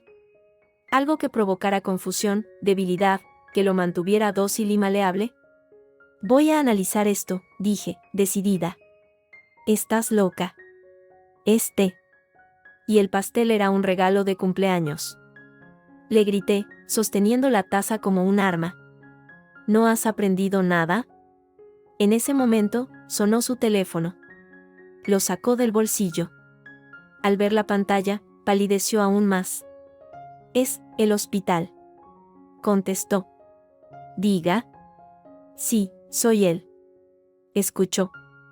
Su expresión pasó de la preocupación al pánico absoluto. ¿Qué? ¿Ahora? Pero, ¿cómo? Sí, voy para allá. Colgó, y me miró. Su rostro era una máscara de horror. Es mi madre. La han ingresado de urgencia. Dicen que tiene síntomas de intoxicación. Vómitos, taquicardia. Está en la misma planta que Lucía. El mundo giró a mi alrededor. No. No podía ser. ¿Y sabes qué le dijeron? Continuó Alberto, con una voz que no era la suya. Que alguien llamó anónimamente al hospital, diciendo que Carmen López podía haber ingerido cianuro. Que revisaran sus cosas. Y encontraron un frasco pequeño, escondido entre sus medicinas para la tensión. Con un polvo blanco. Sus ojos, llenos de lágrimas y de una decepción que me traspasó, se clavaron en mí. Y adivina de quién eran las huellas en el frasco, Berta. ¿De quién? Yo negué con la cabeza, sin voz, sabiendo ya la respuesta. Tuyas, susurró. Las tuyas. La policía está de camino a casa. Dicen que intentaste envenenarla, igual que a Lucía. Por venganza. Por celos. ¿O porque te descubrió? No, logré articular. Es una trampa. Ella lo hizo. Se envenenó a sí misma. Para inculparme. Pero Alberto ya no me escuchaba. Retrocedió, alejándose de mí como de una apestosa. Tu obsesión, tu odio. Me dijeron que podías llegar a esto. Pero no quise creerlo. Su voz era un hilo roto. El té. Dios, Berta. ¿También me estabas envenenando a mí? No, Alberto, te lo juro. Es ella. Tienes que creerme. Pero era demasiado tarde. Se oyeron golpes fuertes en la puerta. Policía. Abran. Alberto fue a abrir, moviéndose como un sonámbulo. Los agentes Silva y Rojas estaban allí, con caras serias. Y detrás de ellos, un hombre con traje que no reconocía. Berta Soto, dijo la agente Silva, sin su habitual tono cansado. Su voz era firme, profesional. Tenemos una orden para registrar el domicilio. Y debe venir con nosotros a comisaría. Está usted detenida bajo sospecha de tentativa de homicidio y envenenamiento, en relación con los hechos acontecidos contra Lucía Ortiz y Carmen López. Rojas avanzó y, con gesto casi de disculpa, me puso las esposas. El metal frío me cercó las muñecas. Sobre la piel, sobre el alma. No hagan daño a mi mujer, murmuró Alberto, desviando la mirada. No dijo, es inocente. Dijo, no le hagan daño. Ya me había condenado. Mientras me llevaban, pasé frente a la mesa del comedor. Allí, sobre la madera pulida, estaba la taza azul. La taza del té. Intacta. Mi prueba. La prueba que iba a salvarle, y que ahora me condenaba a mí. Carmen lo había planeado todo. Había usado mi propia investigación, mi desesperación, contra mí. Había fabricado pruebas, manipulado testimonios, e incluso había estado dispuesta a envenenarse levemente para dar el toque final. Y había ganado. A los ojos de la ley, de mi marido, del mundo, yo era la asesina. Cuando la puerta del apartamento se cerró a mis espaldas, y me condujeron por el rellano, eché un último vistazo hacia adentro. Alberto se había derrumbado en un sillón, con la cabeza entre las manos. Vencido. Derrotado. Y manipulado hasta el final. Y supe, con una certeza helada, que el próximo sorbo de té de manzanilla podría ser el último. Y que esta vez, no habría nadie para oler el peligro. El mundo se redujo a una celda de retención que olía a lejía y desesperanza. Las esposas me habían quitado, pero la humillación ardía en mis muñecas. Mi declaración fue un disco rayado, era una trampa, Carmen se había envenenado a sí misma, el frasco con mis huellas era una manipulación. La agente Silva escuchaba con ese cansancio profesional que ahora se teñía de convicción. Para ella, el caso se cerraba, la cuñada celosa, frustrada por no haber logrado matar a la primera, intenta acabar con la suegra que la descubre. Las huellas en el frasco son recientes, Berta, dijo Silva, apoyándose en la silla. Y tenemos el testimonio de Lucía. Y la llamada anónima al hospital denunciando a Carmen, que se rastreó a un locutorio cerca de tu casa. Las cámaras son borrosas, pero la silueta y la hora coinciden con tus movimientos. Todo fabricado, insistí, la voz ronca de gritar. ¿No ven que es demasiado perfecto? Lo que vemos es un patrón, dijo Rojas, más tranquilo. Y un motivo, el dinero. Hemos revisado las pólizas de vida. La de tu marido es cuantiosa. Con Carmen fuera del camino, tú serías la principal beneficiaria. El aire era irrespirable. Me habían enterrado viva con pruebas circunstanciales pero consistentes. Mi único rayo de luz tenía nombre de abogada, Sofía León, una mujer de unos 50 años, vestida con traje pantalón impecable y una inteligencia afilada como un bisturí, me la recomendó Clara apenas supo de mi detención. Me visitó en cuanto me trasladaron a un calabozo más permanente. Su caso huele a podrido, Berta, dijo Sofía, tras escuchar mi relato completo, sin inmutarse por lo descabellado que sonaba. Demasiado teatral. Carmen López es, por lo que veo, una aficionada al drama y al control. Pero es muy, muy buena. El fiscal tiene un camino de migas que lleva directo a ti. Tenemos que encontrar quién está esparciendo esas migas desde otro sitio. ¿Y mi marido? ¿Alberto? ¿Su testimonio? Es veneno puro, cortó Sofía, con un suspiro. Declaró que te notó obsesionada, que hablabas constantemente de venganza, que encontró el cuaderno de su madre entre tus cosas y que, cuando te enfrentó, le hablaste de acabar el trabajo. Dijo que temía por su madre y por él mismo. Sentí que me arrancaban el corazón. Eso es mentira. Sí. Pero es la mentira de un marido destrozado, que cree que su mujer es una criminal. Es convincente. Necesitamos desacreditarlo, o mejor, encontrar qué le obliga a decir eso. Sofía me miró fijamente. Usted mencionó un té. Y un posible envenenamiento lento. Es una línea interesante, pero sin pruebas es solo otra teoría conspiranoica. ¿Alguien más puede apoyar su versión? ¿Alguien que conozca a Carmen de verdad? Rosa, exclamé.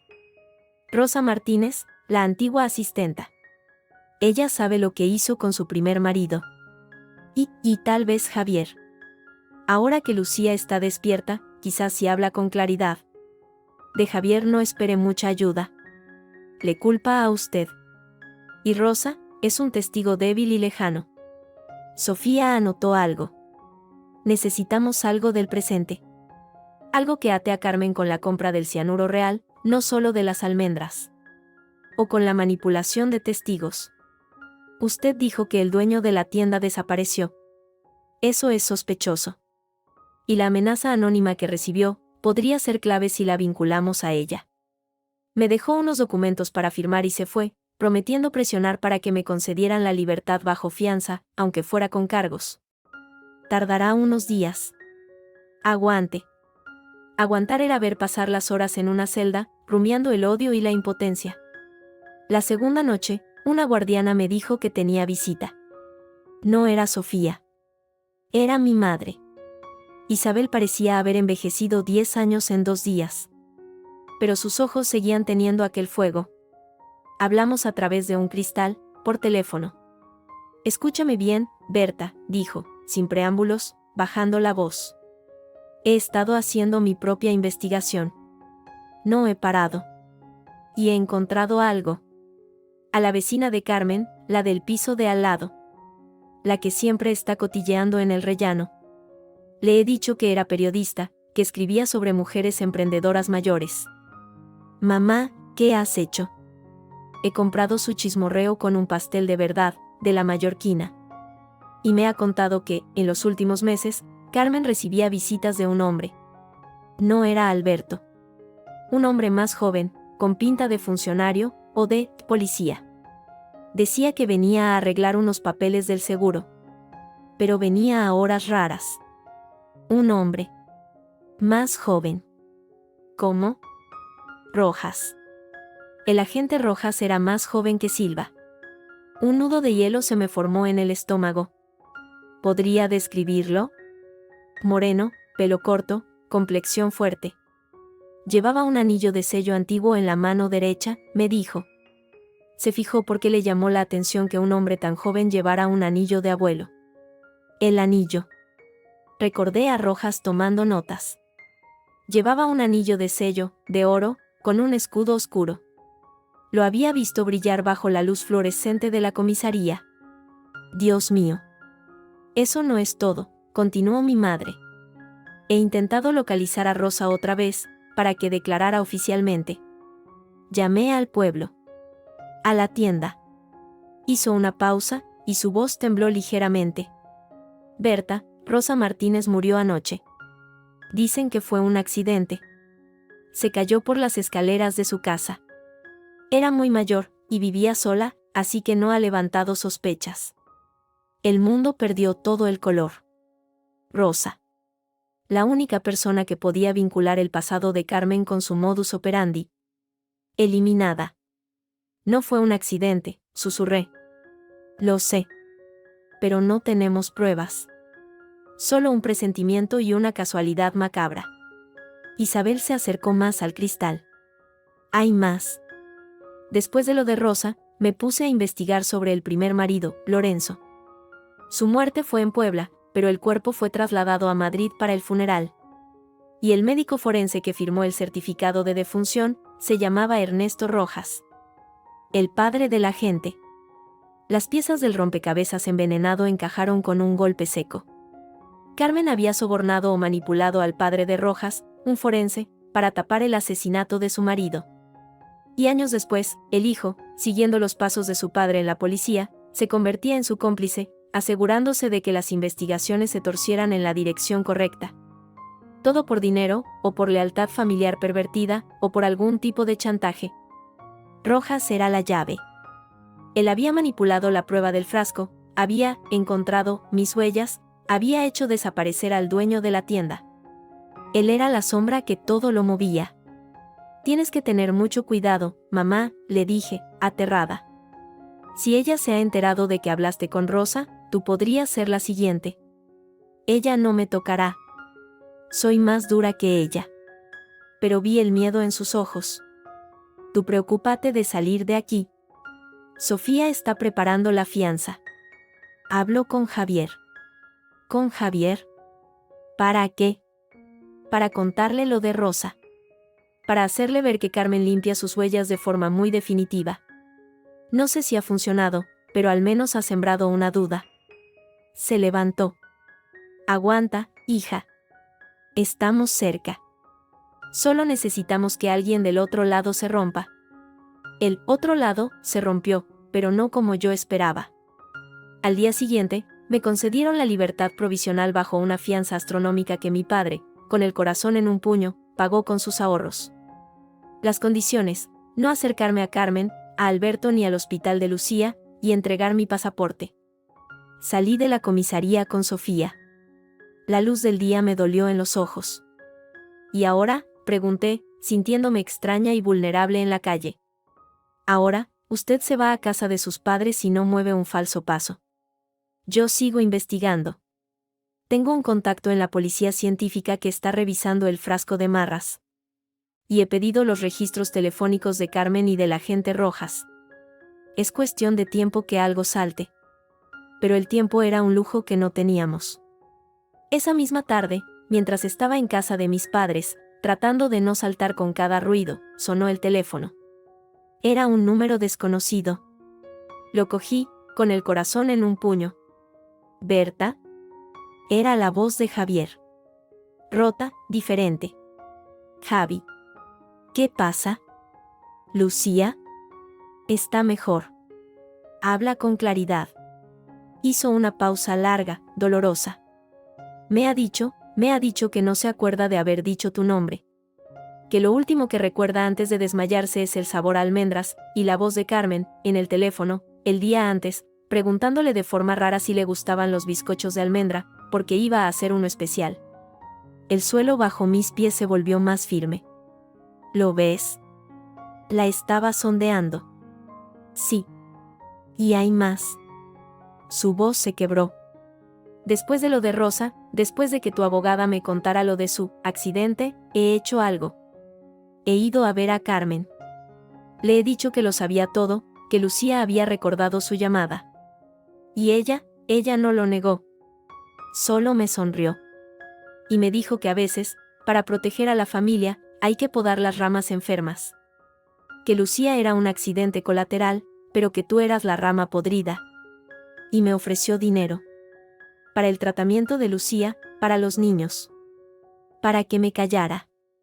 Niego con la cabeza, aunque él no pudiera verme. Javi, no.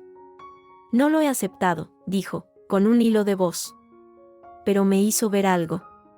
Alberto está atrapado. Completamente. Carmen tiene algo sobre él. Algo gordo. No sé qué, pero lo tiene amenazado. Por eso dice lo que dice. Por eso bebe ese té que ella le manda, que lo tiene hecho polvo. Tu marido no te ha traicionado por elección, Berta. Lo han quebrado. Las lágrimas me cegaron. Era la confirmación de lo que más temía y, a la vez, un atisbo de esperanza. Alberto no era mi enemigo. Era otra víctima. ¿Dónde está él ahora?, pregunté. Con ella. En su casa. Dice que tiene que cuidarla en su convalecencia. Pero tengo miedo, Berta. Si Carmen se siente acorralada, si sospecha que Javier ha venido a mí, podría hacer cualquier cosa. ¿Con Alberto, o con él mismo? Colgué, con una nueva determinación. No podía quedarme escondida. Tenía que sacar a Alberto de allí. Tenía que enfrentarme a los dos, con testigos, y hacer que la verdad saliera a la luz. Era una locura, pero era la única jugada que me quedaba. Le conté mi plan a Sofía, que intentó disuadirme. Es una temeridad, Berta. Deje que la policía. La policía tiene a Rojas de su lado. No puedo confiar en ellos. Solo necesito que usted esté cerca, con su teléfono grabando, y que llame a la agente Silva en un momento dado. No a Rojas.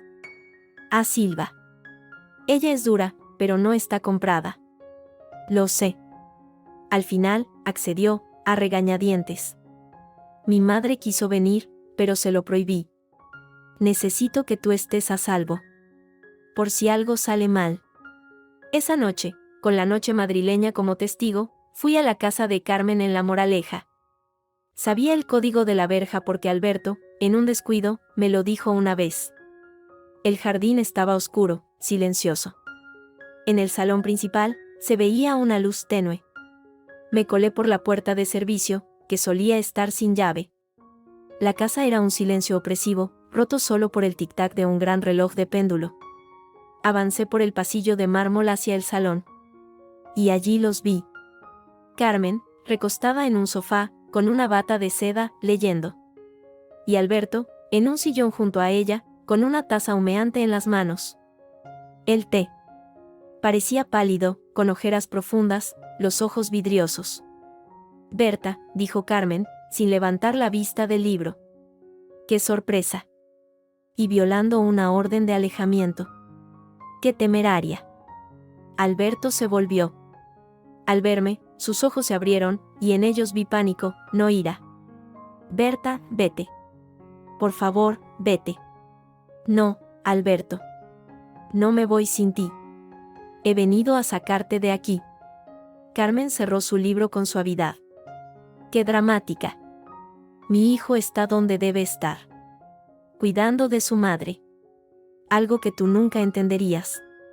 Entiendo que lo estás envenenando, dije, clavando la mirada en la taza. Lentamente.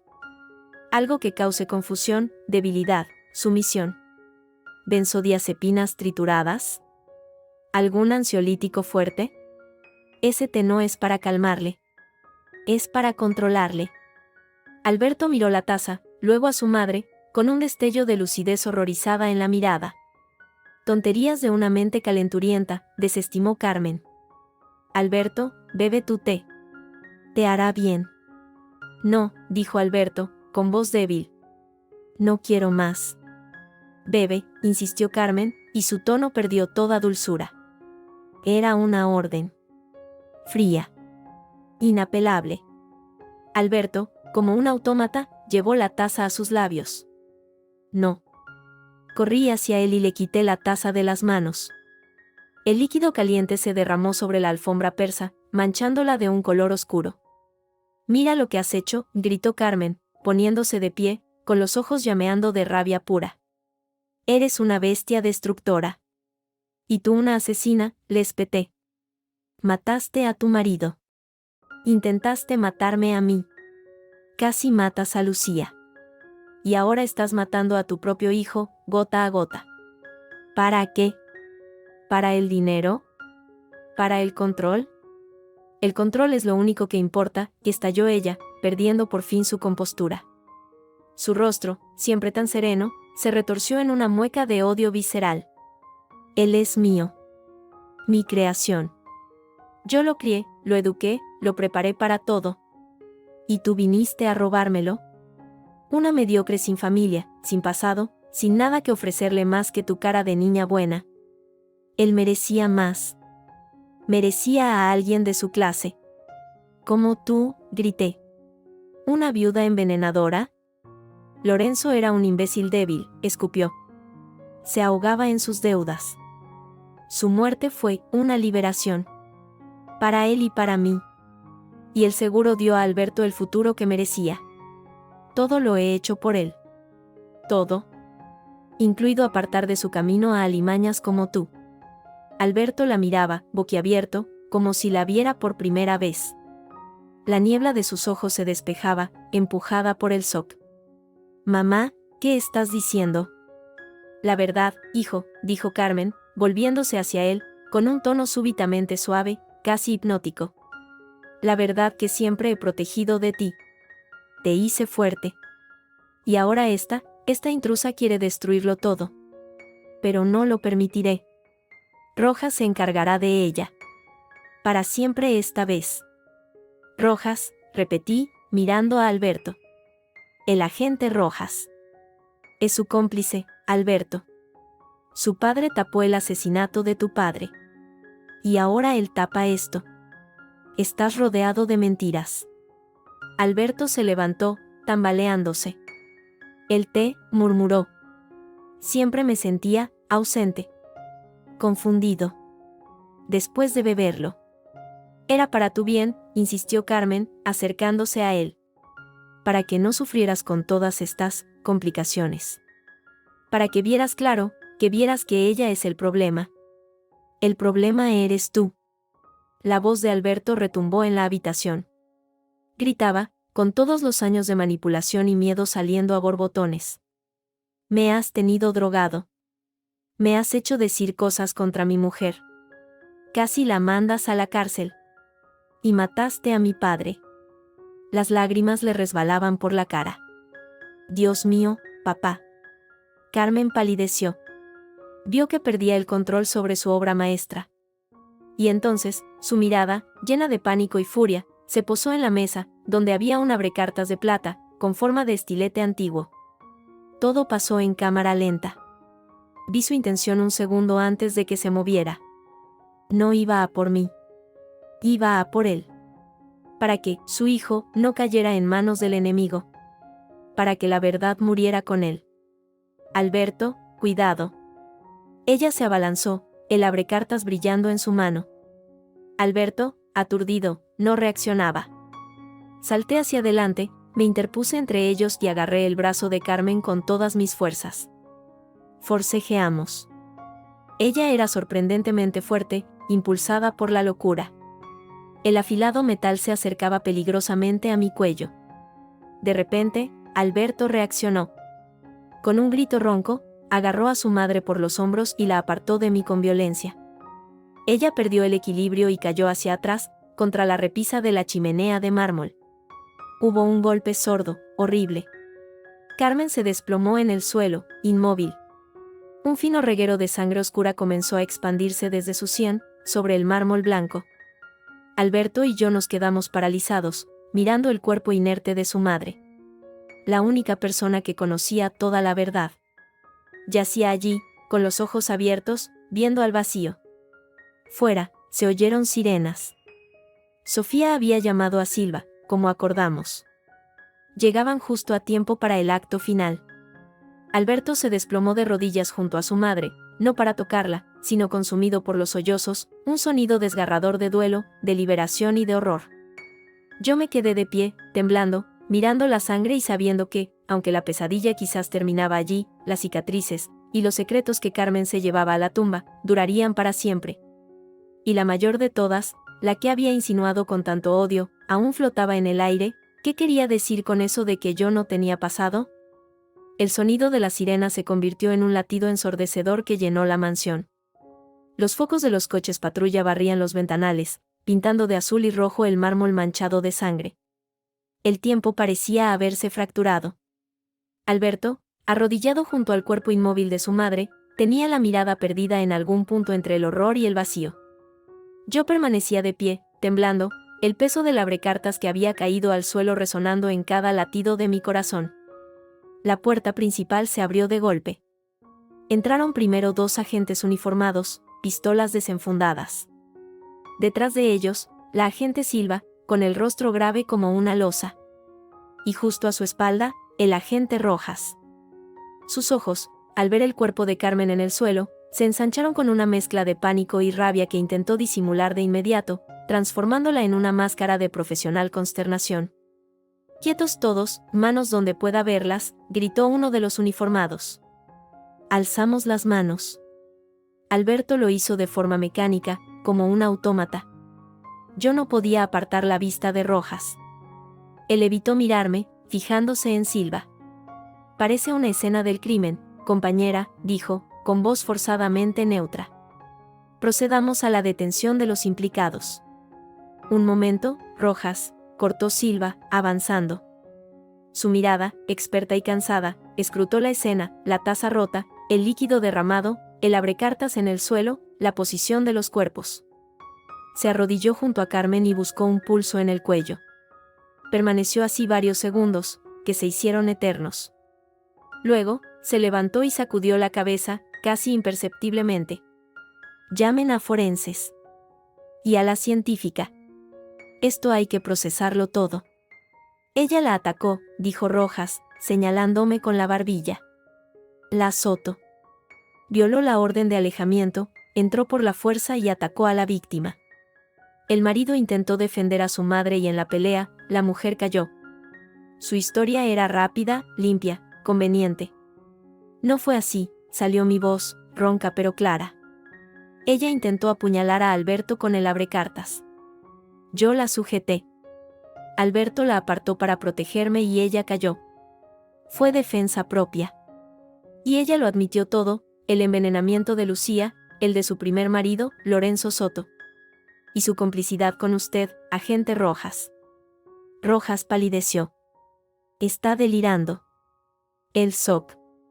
«¿Está grabando, Sofía?», pregunté, alzando la voz. desde el umbral de la puerta que daba al jardín, apareció Sofía León, mi abogada. Sostenía su teléfono móvil en alto. Desde que entré, tras la llamada que le hice, agente Silva. Toda la conversación está registrada. Incluyendo la confesión de Carmen López sobre los envenenamientos, su mención al agente Rojas como cómplice, y el intento de homicidio contra su hijo. El silencio que siguió fue más elocuente que cualquier grito. La mirada de Silva se volvió lentamente hacia Rojas. Sus ojos, de un gris acero, lo escudriñaron. ¿Tiene algo que decir, compañero? Rojas tragó saliva. Es un montaje. Esa grabación no es admisible. Lo será cuando la corroboremos con las demás pruebas, dijo Silva, con frialdad. Como el análisis del té que hemos recogido en el domicilio de los Soto, que ha dado positivo en benzodiazepinas de alta potencia. O como el registro que hemos realizado esta tarde en el domicilio del difunto padre de usted, donde hemos encontrado correspondencia con Carmen López y transferencias bancarias irregulares correspondientes a la fecha de la muerte de Lorenzo Soto. Hizo una pausa, dejando que cada palabra calara. Su padre falsificó el certificado de defunción, ¿verdad? Y usted ha estado limpiando los desagües para la viuda desde entonces. Por dinero, supongo. Rojas ya no era un policía. Era un animal acorralado. Su mano se desplazó hacia la pistolera. No lo haga, Rojas, dijo Silva, con voz tranquila pero firme. Los dos agentes uniformados levantaron sus armas, apuntándole. Está acabado. El fiscal ya está al tanto. Su compañero de la científica nos dio el parte del frasco esta tarde. Las huellas de Berta Soto habían sido transferidas con una técnica de laboratorio. Usted tenía acceso. Rojas miró alrededor, buscando una salida que no existía. Sus hombros se hundieron. Dejó escapar un jadeo, y su mano cayó, inerte, a un lado. Los agentes se abalanzaron, le pusieron las esposas y empezaron a leerle sus derechos. Mientras se lo llevaban, Silva se acercó a mí. Tendrán que declarar. Los dos. Pero por lo que he oído en esa grabación, parece claro que fue un accidente en legítima defensa. Aunque la justicia tendrá la última palabra. Su mirada se posó en Alberto, que aún no se había movido. Llévenlo a un médico. Necesita un reconocimiento y un análisis de sangre para ver la intoxicación por benzodiazepinas. Alberto se dejó levantar, dócil como un niño. Al pasar a mi lado, sus ojos encontraron los míos. Ya no había niebla en ellos, solo un dolor lúcido y devastador. Lo siento, susurró. Por todo. No supe qué responder. El perdón era una montaña demasiado alta para escalar en ese instante. Solo asentí. Mientras se lo llevaban, Silva se dirigió a Sofía. Necesito una copia de esa grabación. Y vamos a registrar esta casa de arriba a abajo. Si Carmen López guardaba pruebas de sus crímenes, estarán aquí. El registro duró horas. Los forenses se llevaron el cuerpo de Carmen, cubierto con una sábana blanca que ocultaba para siempre su rostro de hielo. La científica recogió muestras del té, del abrecartas, de la alfombra. Y luego, en el estudio de Carmen, detrás de un cuadro monótono de un velero, encontraron una caja fuerte empotrada. ¿Sabe la combinación?, preguntó Silva a Alberto, que había vuelto, pálido pero lúcido, tras una primera evaluación médica. Él negó con la cabeza. Nunca quiso decírmela. Un cerrajero la abrió en media hora. Dentro, no había joyas ni dinero en efectivo. Había documentos. Montones de documentos. Los esparcieron sobre la gran mesa de roble del estudio. Había carpetas con etiquetas. Lorenzo seguro y autopsia. Alberto pólizas y tratamiento. Berta información. Isabel investigación. Y una más gruesa, sin etiqueta. Silva, con guantes, abrió la de Lorenzo. Allí estaba el informe forense original, firmado por el padre de Rojas, indicando alta concentración de digoxina, un glucósido cardíaco letal en dosis elevadas.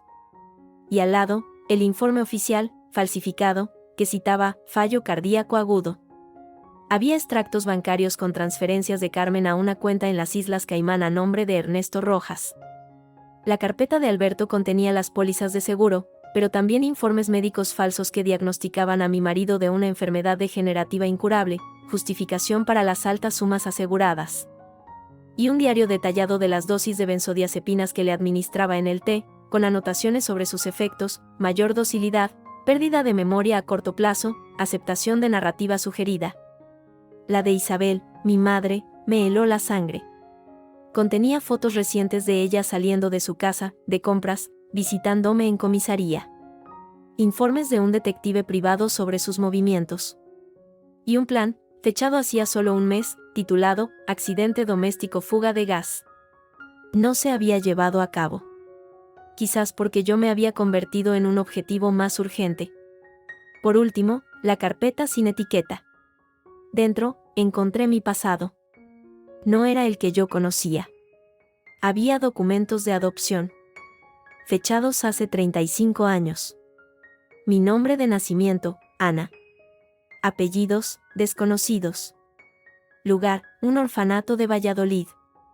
Y una fotocopia de una carta, amarillenta, escrita con una letra que ya reconocía demasiado bien. La letra de Carmen. Querida Isabel. He cumplido con mi parte. La niña es tuya. Los papeles están en orden. Nadie sabrá nunca que no es tu hija de sangre. A cambio, recuerda nuestro acuerdo, silencio eterno sobre lo de Lorenzo. Tu promesa de no interferir en mi vida ni en la de mi hijo. Una hija por un secreto. Es un intercambio justo. No nos volveremos a ver. Sé. El mundo se detuvo. El aire desapareció de mis pulmones. Apoyé las manos en la mesa para no caerme. Berta, ¿qué pasa?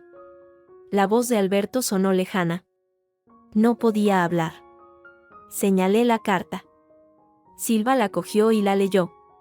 Sus cejas se arquearon. Isabel no es mi madre, logré decir, con un hilo de voz. Carmen, me consiguió. Me dio a ella. A cambio de su silencio sobre el asesinato de Lorenzo. Alberto cogió la carta. La leyó. Luego miró las fotos de bebé que acompañaban los documentos de adopción. Una niña de ojos oscuros, sola.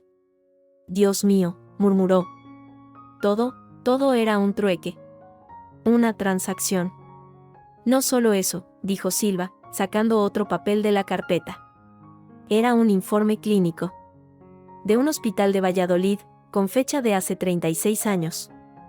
El nombre de la paciente estaba tachado, pero no el diagnóstico, parto a término. Niño nacido sin vida.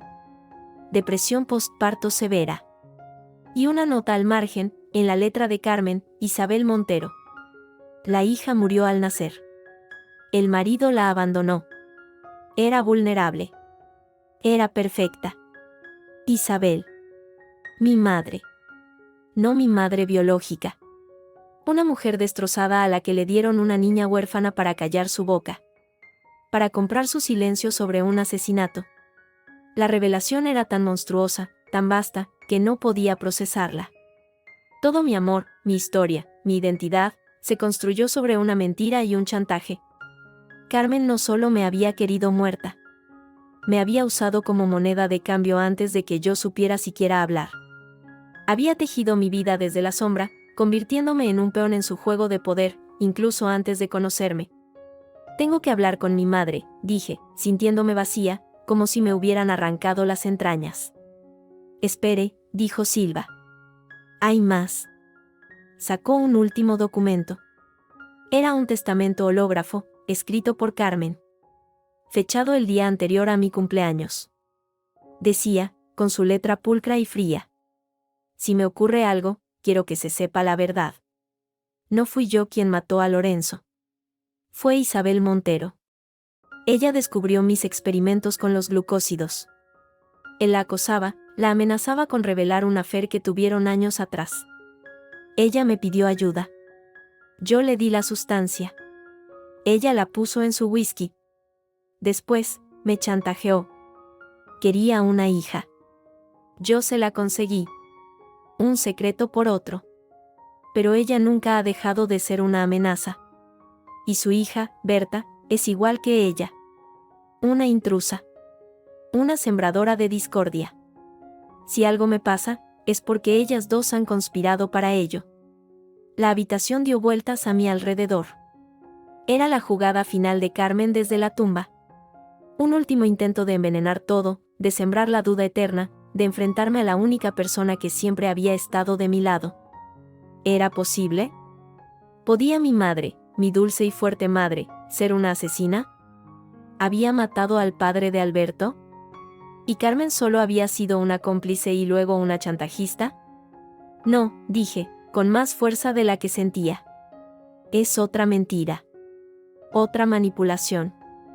Quiere destruirnos incluso después de muerta. Puede ser, concedió Silva, guardando el documento. Pero tendremos que investigarlo. Y su madre, Isabel, tendrá que declarar. Alberto me miró.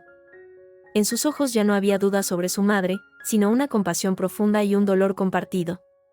Lo siento, Berta. Por todo. Por no haber visto. Por no haber creído. Esta vez, le tomé la mano. Estaba fría. Nos han usado a los dos, susurré. A todos. Sofía intervino, pragmática. Con esta carta y este supuesto testamento, el caso se complica. Pero tenemos la grabación, tenemos las pruebas del té, tenemos a Rojas. La versión de Carmen se desmorona ante la evidencia física. Pero tendremos que lidiar con esto. Salimos de la casa al amanecer. El cielo sobre Madrid era de un gris perlado, frío y limpio. Una nueva día empezaba, pero yo cargaba con el peso de un pasado que no era mío, de una identidad que se desvanecía como humo. Alberto se fue con los agentes para una declaración más completa. Yo, escoltada por Silva, subí a un coche patrulla. No me llevaban detenida. Iba como testigo, como víctima. Pero me sentía como una extraña en mi propia vida. ¿A dónde?, preguntó Silva. Solo había un lugar a donde ir. Donde quizás, después de 35 años de mentira, podría encontrar alguna verdad. A casa de mis padres, dije, y el plural me quemó la lengua. A casa de Isabel Montero.